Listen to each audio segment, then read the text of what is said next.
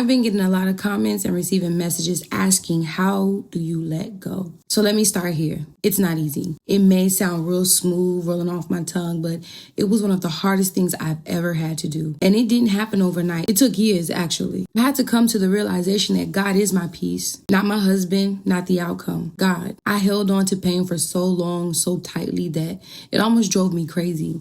There was a deep void in my soul. I couldn't be a mother. I couldn't be a friend. I struggled. I was in a very dark place. And I can say that now because I'm no longer there. But when you're in it, you don't always realize it. The best way I can describe it is it felt like I was sitting in the corner of a tiny puppy cage, and that pain became that cage. What's wild is that I thought the cage was comfort. I thought staying there proved something, even though it hurt. I thought if I stay in this pain, he'll finally see how much he's hurting me, right? But that's the lie of the enemy. Convincing us that pain is safer than freedom, convincing us that suffering is the only way to be seen. What I didn't realize was that Jesus was sitting outside the cage the entire time. He wasn't forcing me out.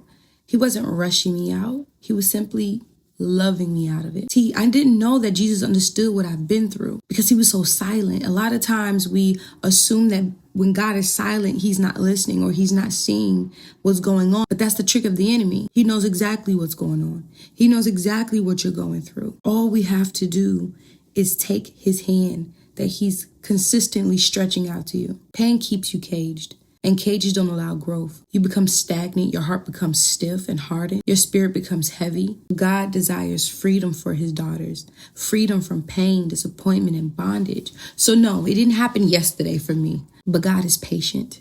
He is kind, he is merciful. I thank him that my last day wasn't spent in that cage because staying there would have meant staying far away from him. We want more for our husbands. I get it. But your most important relationship is between you and God.